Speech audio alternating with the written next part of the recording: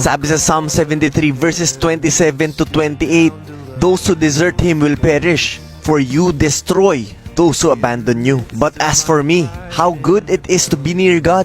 I have made the sovereign Lord my shelter, and I will tell everyone about the wonderful things you do. Basahin naman natin ngayon sa Tagalog yung verse 27. Ang mga taong lumalayo sa inyo ay tiyak na mapapahamak.